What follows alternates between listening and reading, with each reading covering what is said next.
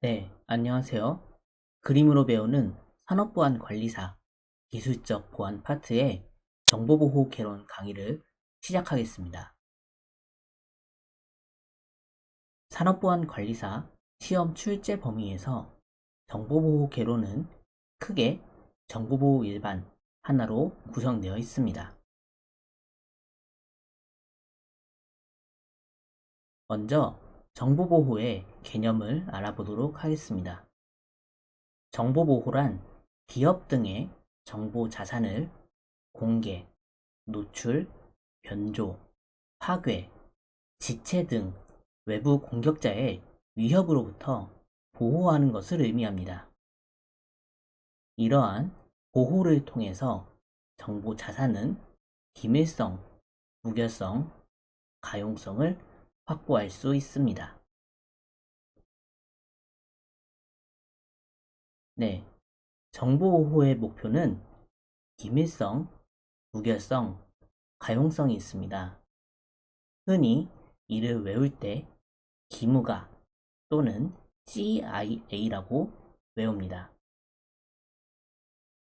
먼저 기밀성, confidentiality는 인가된 사용자에 의해서만 접근이 가능한 특성입니다.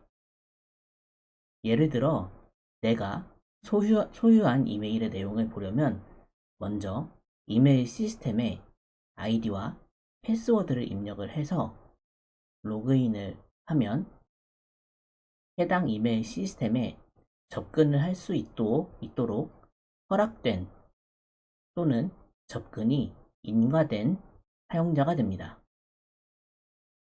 이러한 경우에만 이메일 시스템에 접근하여 내가 소유한 이메일 내용을 보고 확인할 수 있습니다.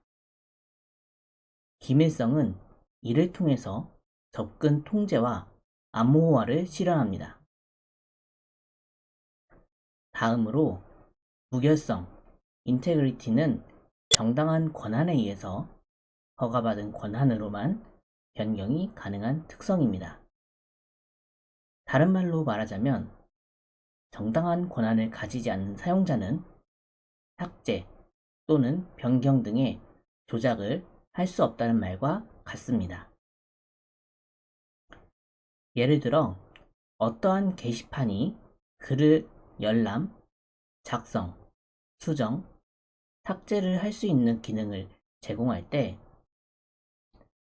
내가 작성한 게시글은 관리자를 제외하고는 내가 작성한 게시글에 대해서만 글을 작성, 수정, 삭제 등의 작업을 수행을 할 수 있어야 합니다. 이때 정당한 권한이라는 것은 게시판에 글을 수정 또는 삭제할 때 내가 로그인한 정보를 기반으로 하여 해당 작업을 수행할 수 있는 권한이 되겠습니다. 마지막으로 가용성, availability는 정당한 권한을 가진 사용자에게 시기적절하게 서비스를 제공을 하는 특성입니다. 이는 다른 말로 해보면 정당한 권한을 가진 사용자에게는 서비스를 거부하지 않아야 한다는 말과 같습니다. 예를 들어 어떠한 게시판이 회원제로 운영된다고 가정을 했을 때 회원 가입을 한 다음에 게시판에 게시글을 열람을 해야 한다면 여기서 정당한 권한이라는 것은 회원 가입을 한 회원이 열람을 하는 것이 되겠습니다. 이러한 경우에는 회원제 게시판은 회원이 열람하려는 게시글을 제공하는 것에 대해 거부를 하지 않아야 합니다.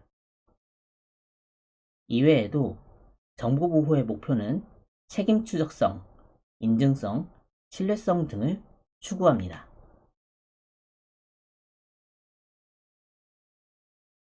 다음으로 위협과 취약성입니다. 이 화면에서 보이는 그림은 자산, 위협, 취약성 등의 서로 간의 관계를 나타내주는 그림입니다. 위협은 자산이 가지고 있는 취약성입니다. 일반적으로 자산은 기업에서 보호하고 있기 때문에 직접적으로 침해를 할 방법이 거의 적습니다. 하지만 외부에서 보는 공격자는 이렇게 보호되고 있는 자산을 직접 공격하지 않고 이들 주변에서 접근하고 사용하는 데 있어 발생하는 주변의 약점들을 통해 공격합니다. 이들 자산 주변에서 발생하는 약점, 즉 위협에 이용되는 자산의 약점이 취약성 또는 취약점입니다. 취약점의 종류는 주변에 다양하게 존재합니다. 물리적, 자연적, 환경적, 소프트웨어, 하드웨어 등이 존재합니다. 만일 자산이 취약점에 노출된다면 공격자는 이러한 취약점을 토대로 자산에 접근할 수 있는 비밀을 제공하게 되며 자산이 이런 경우에는 위험한 상태에 놓인다고 말할 수 있겠습니다. 이러한 경우에 자산에 대한 위험도는 증가하게 되며 보안 대책을 수립하고 시행해야만 자산에 대한 위협을 방어하고 결과적으로는 자산에 대한 위험이 감소하게 될 것입니다. 다음은 이러한 정보 자산의 위협과 위험을 감소시킬 수 있는 정보보호 대책에 관한 내용입니다. 정보보호 대책은 크게 예방통제, 탐지통제, 교정통제 세 가지로 구분됩니다. 예방통제는 침해 사고가 발생 가능한 문제점을 사전에 식별하고 통제합니다. 침해 사고 발생 전에 통제를 하는 것이므로 적극적이고 능동적인 통제가 되겠습니다. 탐지 통제는 예방 통제를 잘 수행하고 있으나 이러한 예방 통제를 우회하여 발생하는 침해 사고와 위협을 탐지하는 통제입니다. 공격자는 주로 보호된 곳을 우회하여 상대적으로 보안이 덜 된 곳을 공격하기 때문에 빠르게 탐지 또는 모니터링 하는 것이 중요하겠습니다. 교정 통제는 침해 사고가 발생한 후에 공격자의 공격이 탐지된 취약점에 대응하여 공격자로부터의 정보자산 위협 그리고 취약점을 감소시키는 통제입니다.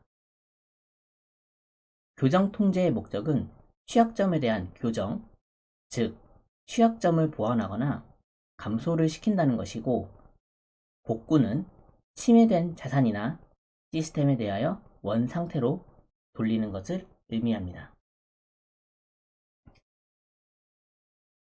다음은 접근 통제입니다. 접근 통제란 정보 시스템과 내부 자원, 내부 자산에 대해 이인가된 접근 감시, 사용자 식별, 접근 기록, 보안 정책에 근거하여 권한을 부여하는 기술입니다. 여기서 맥, 덱, 알백은 접근 통제 정책입니다. 먼저 맥, Mandatory Access Control, 강제적 접근 통제는 주체와 객체에게 부과되는 또는 할당된 보안 레이블에 기반하여 접근을 제한하는 정책입니다.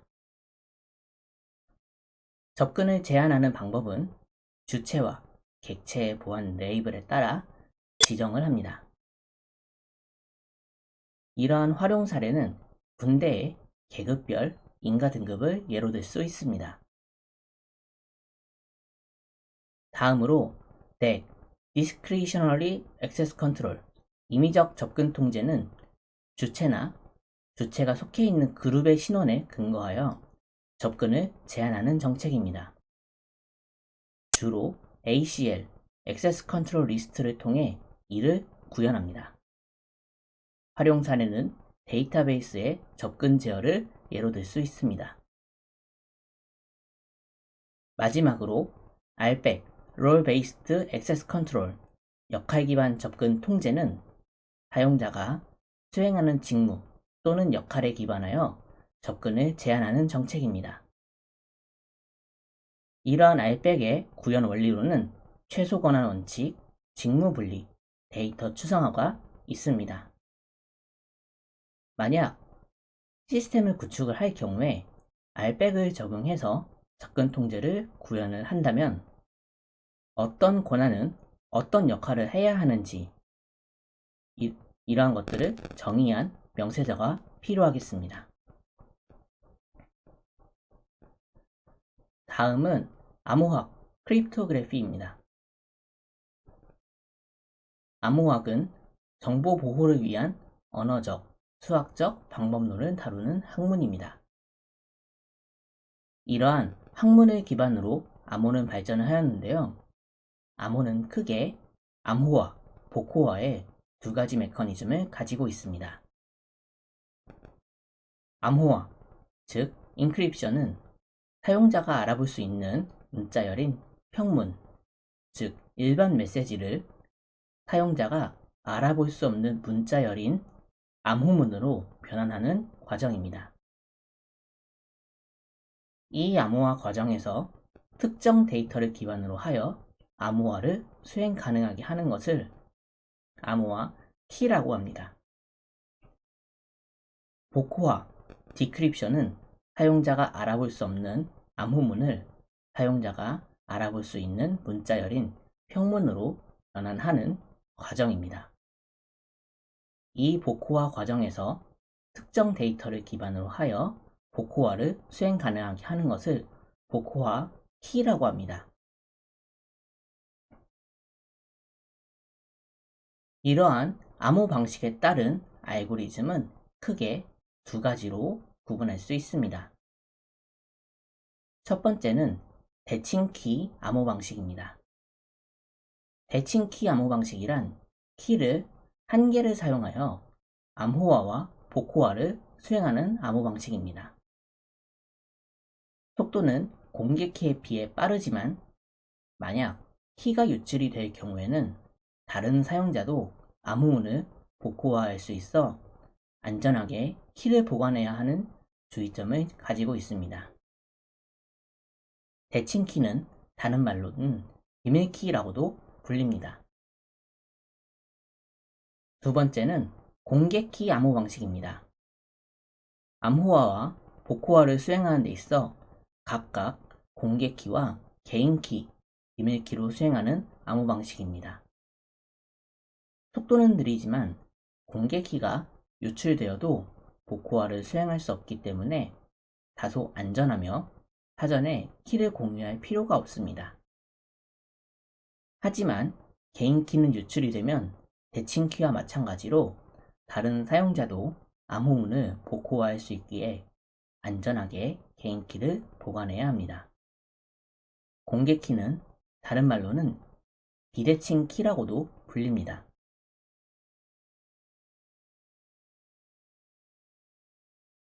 다음으로 대칭키 알고리즘입니다. 대칭키 알고리즘의 종류로는 크게 외국산, 국산으로 구분할 수 있겠습니다. 먼저 DES입니다. DES는 데이터 인크립션 스탠다드의 약자로 64비트의 키를 가지는 대칭 키 알고리즘입니다. 64비트라고 하지만 페리티 비트인 8비트의 영역이 있어 실질적으로 키 길이는 56비트라고 보시면 되겠습니다. 이러한 DES 알고리즘 자체로는 암호 강도가 취약해서 이를 보완한 트리플 DES로 암호화를 수행하기도 합니다. 다음은 AES입니다. AES는 Advanced Encryption Standard의 약자로 미국 표준기술연구소 NIST에 의해 연방정보처리 표준으로 지정된 암호 방식입니다. 키 길이는 주로 128, 192, 256 비트가 있습니다. 다음은 SID입니다. SID는 한국정보보호진흥원이 개발한 128비트의 키 길이를 갖는 대칭키 블록 암호화 알고리즘입니다. 미국은 수출하는 암호화 알고리즘에 대해서 키 길이를 제한하는 정책을 펼치고 있는데요. 시드는 이러한 사항에 대해 대비하기 위해서 우리나라에서 직접 개발한 별도의 알고리즘입니다. 이 시드 알고리즘 내부 구조는 파이스텔 구조로 이루어져 있습니다. 마지막으로 아리아 알고리즘은 경량 환경 하드웨어 구현을 위해 최적화된 인볼루셔널 SPN 네트워크 구조를 갖는 범용 블록 암호화 알고리즘입니다. 거의 대부분의 연산은 XOR과 같은 간단한 바이트 단위로 구성되어 있습니다. 아리아 알고리즘은 AES 알고리즘과 똑같이 128, 192, 256 비트 암호화 키를 지원합니다. 내부 구조는 대치, 확산, 키 적용 단계를 반복하는 SPN 구조로 되어 있습니다. 이런 SPN 구조는 S박스와 T박스가 계속해서 반복되는 네트워크입니다. 이외의 대칭키 알고리즘 종류로는 아이디아, RC5, 하이트, LEA 등이 있습니다. 공개키 알고리즘 종류로는 크게 RSA와 ECC가 있습니다. RSA 알고리즘은 리베스트, 샤미르, 에이드만 세 사람의 이름의 약자이며 충분히 큰 소인수의 곱을 소인수 분해하는 것이 어렵다는 것에 기반을 둔 수학적 알고리즘을 이용한 공개키 암호 알고리즘입니다. 키 생성 시에 서로 다른 소수 두 개를 선택하여 키를 생성하여 암호화, 복호화를 수행합니다. RSA는 암호화, 복호화 연산에 시간이 소요된다는 문제점이 있으며 특히 요즘에는 양자 컴퓨터가 성능이 개선이 되면서 RSA 알고리즘이 곧 깨질 것이라는 보안 위협에 직면해 있기도 한 알고리즘입니다. 다음으로 ECC는 Elliptic Curve Cryptography의 약자로 타원곡선 암호라고 불립니다. ECC는 타원곡선 이론에 기반한 공개키 암호 방식입니다. 이러한 ECC의 원리로는 이산대수의 문제를 타원곡선으로 옮기면 이를 풀기가 매우 어렵다는 것에서부터 시작합니다. 이외 공개키 알고리즘 종류로는 엘가만, 엘가말, 라빈 등이 있습니다.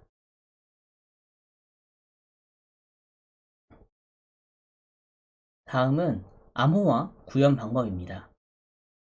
암호화 구현 방법은 크게 전송 시의 암호화, 저장 시의 암호화로 구분을 할 수 있겠습니다.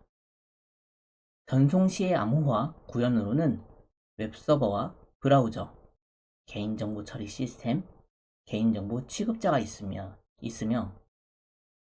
저장 시의 암호화 구현으로는 개인정보 처리 시스템, 업무용 PC, 보조 저장 매체가 있습니다. 먼저 웹서버와 웹브라우저 간 암호화 방법입니다. 크게 프로토콜 방식과 응용 프로그램 방식으로 구분할 수 있습니다. 먼저 프로토콜 방식은 HTTP 프로토콜에 SSL 또는 TLS를 적용하여 웹서버와 클라이언트가 브라우저가 HTTPS 시큐어한 HTTP 연결을 수행하여 통신을 하는 방식입니다. HTTP 프로토콜은 보안이 적용되지 않아서 게시나 포스트 등의 요청이 수행이 된다면 해당 요청에 대해 패킷 정보가 평문, 일반 메시지로 그대로 노출이 되어서 해커가 이 정보를 수집했을 때 공격하기가 매우 쉬운 보안 취약점이 존재합니다. 따라서 웹서버와 중요한 정보를 주고받을 경우에는 HTTP의 SSL 또는 TLS와 같은 보안 프로토콜을 적용을 하여 안전한 통신을 수행해야 합니다. 대표적으로 어떤 포털 사이트, 네이버나 다음 같은 곳에 로그인을 수행을 할 때는 로그인 정보가 HTTPS로 로그인 정보가 넘겨지게 됩니다. 다음은 응용 프로그램 방식입니다. 응용 프로그램 방식은 사용자 PC에 보안 프로그램을 설치하여 사용자가 전송하려는 데이터에 대해 전체 또는 부분 암호화를 수행하고 이러한 데이터를 브라우저가 웹서버로 안전하게 전송하는 방식입니다. 이러한 방식은 주로 은행 사이트인 인터넷 뱅킹에서 확인을 해볼 수 있겠습니다. 인터넷 뱅킹을 사용할 때 공인인증서, 공동인증서라고도 하죠. 이제 여기에 입력을 할 때 비밀번호를 입력을 합니다. 근데 비밀번호 입력 시에 가상 키패드를 입력하는 방법, 이러한 것들이 응용 프로그램 방식의 예로 들 수 있겠습니다. 다음은 개인정보 처리 시스템과 암호화입니다. 만약 두 개의 개인정보 처리 시스템 간 개인정보를 전송을 할 때 일반적인 방법을 통해 전송을 하게 된다면 패킷이 여러 경로를 거쳐 다른 시스템으로 전송이 되기 때문에 중간에 개인정보가 유출되거나 또는 노출이 될 수 있는 위험이 존재합니다. 따라서 이러한 두 시스템 간의 안전한 데이터 전송을 위해서 VPN, Virtual Private Network라는 기술을 사용해서 두 시스템 사이에 전용선으로 통신하는 것처럼 연결하고 데이터를 전송을 한다면 두 시스템 사이에만 통신을 하는 것처럼 되어서 다른 악의적인 공격자나 외부 간섭을 통해서 전송이 되는 데이터를 볼 수가 없게 되고 결과적으로는 이러한 데이터가 유출될 수 있는 위험이 감소하게 되겠습니다. 물론 가장 좋은 방법은 실제로 물리적인 회선을 네트워크망을 직접 다른 시스템으로 연결하는 방법이 있겠습니다. 하지만 이러한 경우에는 비용상의 문제가 과도하게 발생하기 때문에 특별하게 법에서 규정하는 특수한 경우가 아닌 이상 VPN 같은 기술을 통해서 두 시스템 간 데이터를 안전하게 송수신하는 방법으로 개인정보를 전송을 합니다. VPN은 OSI 7 레이어 계층에서 볼 때는 2계층, 3계층, 그리고 4계층에서 7계층 이렇게 세 가지로 구분을 해서 계층별로 적용되는 VPN 기술이 각각 서로 다릅니다. 2계층에서 VPN을 적용할 때는 L2F, Layer 2 Forwarding, L2TP, Layer 2 Tunneling 프로토콜, PPTP, Point to Point Tunneling 프로토콜, MPLS, 멀티 프로토콜 레이블 스위칭이 있으며 3계층은 IPsec, IP Security, 4계층에서 7계층은 SSL, Secure Socket Layer가 있습니다. 물론 이러한 두 시스템 간 데이터를 안전하게 전송하는 데 있어 VPN 말고도 SSH, Secure Shell 터널링 방식으로도 데이터를 안전하게 전송을 할 수 있습니다. 다음으로 개인정보 취급자 간 암호 방법입니다. 개인정보 취급자 간 전송 시 암호화 방법으로는 크게 이메일, 보조 저장 매체가 있겠습니다. 이메일 전송의 경우 이메일 내용을 안전하게 전송하기 위해 이메일을 전송하는 시스템에 PGP, PEM, SMIME을 적용할 수 있겠습니다. PGP는 Pretty Good Privacy의 약자로 마인 객체의 암호화와 전자서명 기능을 추가한 암호화 프로토콜입니다. PGP의 기능은 메시지 암호화, 서명, 압축, 분할, 전자우편 호환성이 있습니다. 여기서 마임이라는 내용이 나왔는데요. 마임이라는 것은 Multipurpose Internet Mail Extension의 약자로 전자우편, 즉 이메일을 위한 인터넷 표준 포맷입니다. 만약 송신자가 이메일을 보내려고 하는데요. 이러한 송신자가 보내려는 이메일은 전송 시에 마임을 통해서 이메일을 전송하는데 적합한 포맷으로 변환이 되고, 이 변환된 포맷은 SMTP, 이메일을 발송한 프로토콜인 심플 메일 트랜스퍼 프로토콜을 통해서 전달이 됩니다. PEM은 Privacy Enhanced Mail의 약자로 중앙 집중화된 키 인증 방식으로 구현이 어렵고 높은 보안성을 제공하는 방식입니다. PEM의 기능은 메시지 암호화, 디지털 서명, 인증, 세션 키 생성, 전자우편 호환성이 있습니다. 다음으로 S마임은 이메일을 보내는 마임 프로토콜에 전자서명과 암호화를 더한 프로토콜입니다. 암호화 방식으로는 RSA를 사용하며 이메일 전체를 암호화합니다. S마임에 사용되는 암호화 알고리즘은 DSS, 디지털 시그니처 알고리즘, 트리플 데스, 샤1입니다. 그리고 이메일 암호화 방식은 크게 이메일 내용을 암호화하는 방식, 이메일 내용과 첨부 파일을 암호화하는 방식으로 구분할 수 있습니다. 이렇게 암호화가 된 이메일은 다른 개인정보 취급자, 즉 수신자가 아웃룩 같은 이메일 프로그램 등을 통해서 안전하게 암호화된 이메일을 복호화를 수행해서 이메일 내용을 수신을 하고 확인할 수 있게 됩니다. 보조저장 매체를 통해서 다른 개인정보 취급자에게 전달할 경우에는 압축 파일 암호화, 문서 암호화 등을 수행합니다.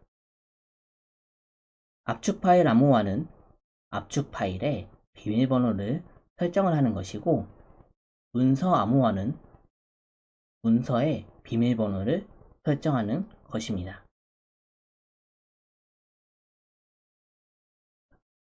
다음은 개인정보 처리 시스템 암호화 방식입니다. 개인정보 처리 시스템은 주로 서버에 위치해 있으며, 이를 접근하기 위해서는 클라이언트 프로그램에서 서버로 접속하는 이른바 클라이언트 서버 구조 형태로 이루어지게 됩니다. 따라서 클라이언트 서버 관점에서 개인정보 처리 시스템 암호화 방식을 살펴보면 다음과 같은 그림을 생각해 볼 수 있겠습니다. 암호화를 어느 곳에서 수행하느냐에 따라서 방식이 크게 구분이 되는데요. 서버, 즉 개인정보 처리 시스템에서 그림과 같이 암호화 방법을 살펴볼 수 있겠습니다. 첫 번째는 응용 프로그램 자체 암호화입니다. 웹서버에서 구동되는 응용 프로그램의 API 모듈을 통해서 자체 암호화를 수행을 하는 방식입니다. 암호화를 수행하는 데 있어 DB 서버와 운영체제에 의존적이지 않아 웹서버 내 프로그램 자체 암호화로 가볍고 속도가 빠른 장점을 가지고 있습니다.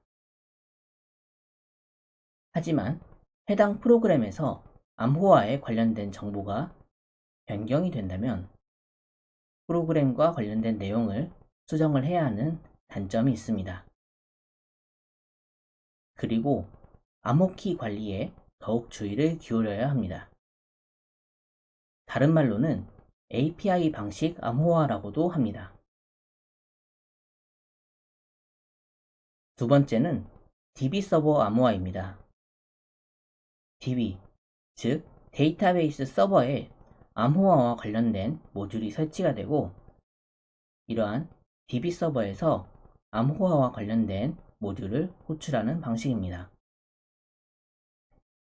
이러한 경우에는 개인정보 처리 시스템에서 구동이 되는 프로그램의 수정을 최소화할 수 있으나 DB 서버에서 암호화를 수행하기 때문에 데이터베이스에 부하가 발생을 하며 암호화된 데이터를 연결해 줄 수 있는 별도의 데이터베이스 또는 테이블 생성이 필요할 수 있습니다.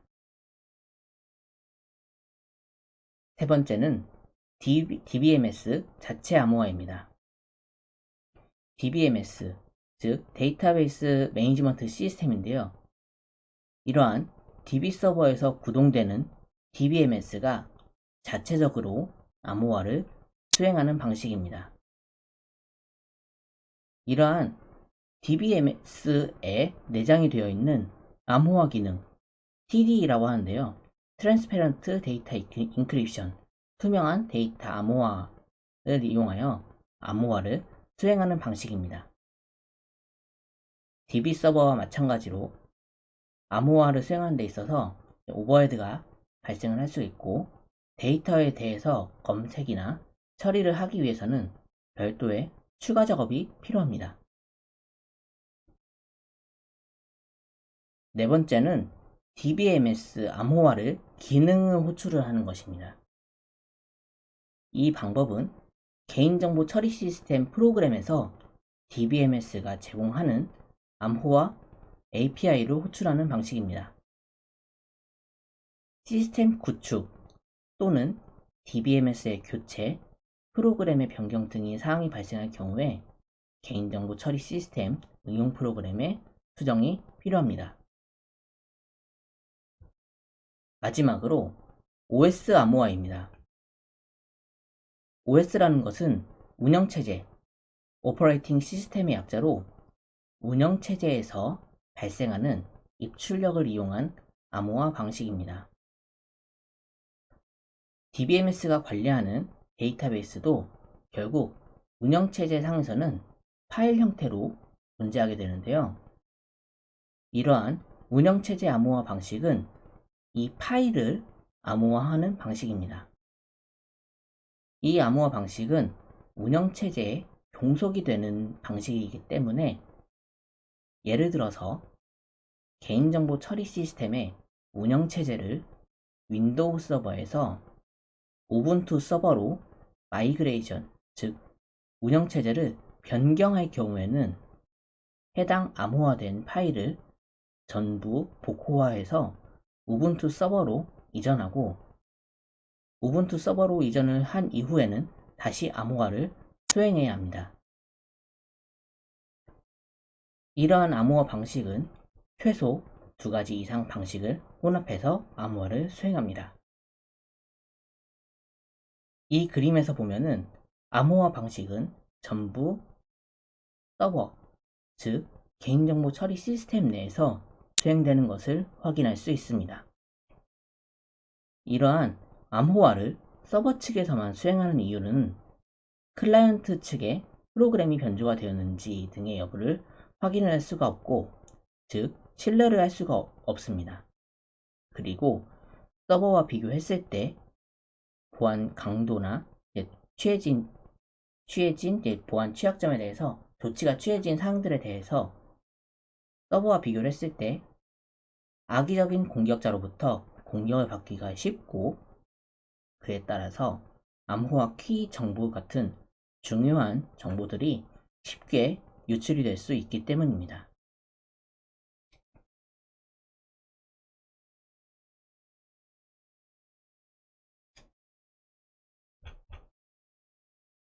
다음은 업무용 컴퓨터 보조 저장 매체 암호화 방식입니다.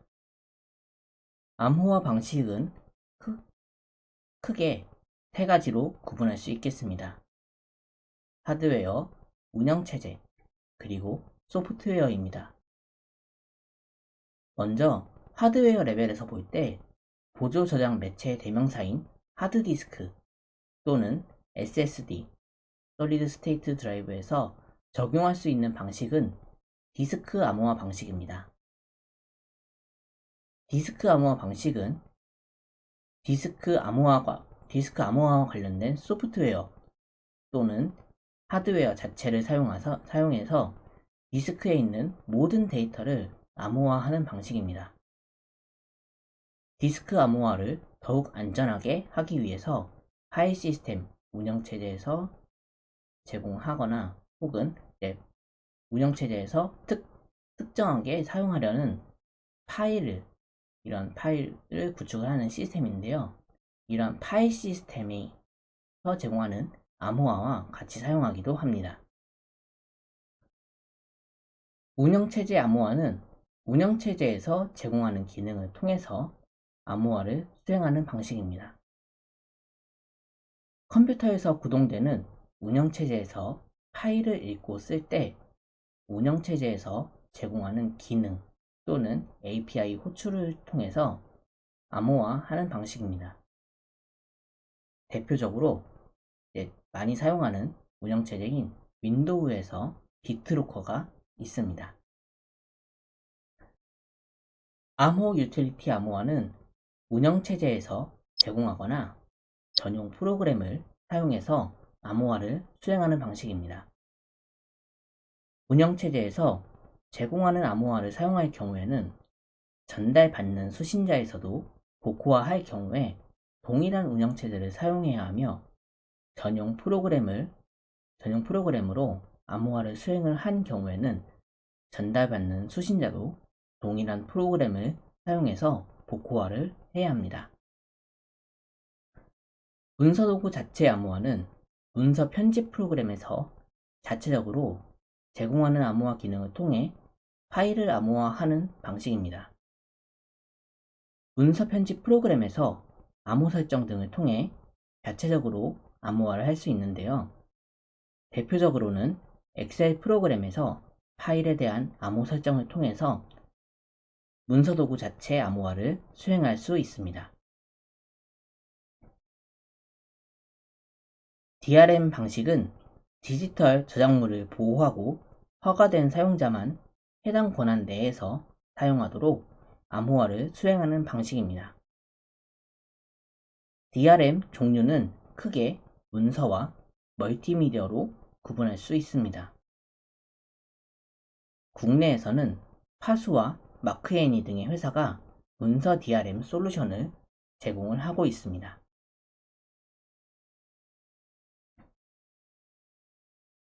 다음은 암호키 수명주기에 따른 관리입니다. 암호키 수명주기는 크게 4단계로 구분을 할 수 있습니다. 첫 번째는 준비 단계, 두 번째는 운영 단계, 세 번째는 정지 단계, 네 번째는 회귀 단계입니다. 이 그림은 암호키 관리 단계에서 암호키가 어떻게 생성이 되고 만료되고 전환되는지의 관계를 나타내주고 있습니다. 각 4개의 단계에서 암호키가 손상이 발생하면은 바로 정지 단계로 이동하며 이 암호키는 사용을 할 수 없게 됩니다. 암호키가 생성이 된 상태에서 전혀 사용하지 않는 경우에는 회귀가 가능합니다. 이것은 해당 그림 내에 빨간색 2번 동그라미에 내용이 있습니다. 여기서 주의할 점은 정지 단계에서는 키를 사용을 하지 않지만 접근은 가능합니다. 따라서 정지된 암호키, 즉 미사용 암호키에 대해서는 외부 공격자로부터 유출되거나 노출이 되지 않도록 키 관리가 매우 중요하겠습니다.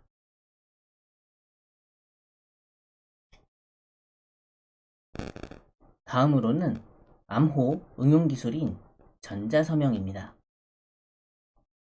전자서명이란 전자문서의 작성자의 신원과 전자문서가 작성자에 의해 작성되었음을 나타내는 전자 형태의 서명입니다.